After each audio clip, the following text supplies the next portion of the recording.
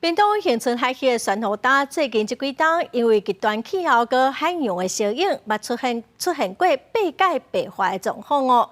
最近温度阁一直升高，当地水温已经到34度，所以酸雨白化的状况是真严重。昆管处嘛委托学者调查，望讲会当来找出抢救的办法。5月有个真水的酸雨，到7月时煞变甲白茫茫。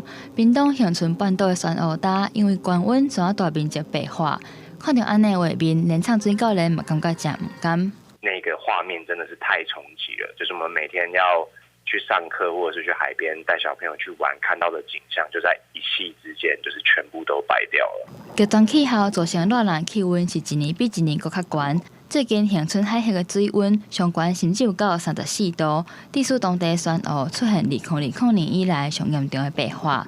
其中阁以跳蚤海岸甲后壁湖两片头家上惨。昆管处委托学者调查，希望会当找到抢救的办法。白化不代表就是珊瑚的死亡，在一些外在环境因素控制好的状况下，如油气压力、水土保持及污水等等控制好的状况下，珊瑚白化还是有可能会恢复到健康的状态。受到海洋热浪等因素影响，恒春半岛的酸雨已经出现白解白化状况。虽然白化主要是因为高温，不过因为白化酸雨非常脆弱，学者嘛呼吁民众较莫去挖近酸雨大。这个时候它最虚弱，人为的活动会对它造成更多的伤害。做好这个人为的污染和破坏控制，海洋保护区的建立啊，那另外就是土地的开发利用，要避免污染。最近这几年，相关单位积极来培育会牵得热的酸雨来抵抗热浪。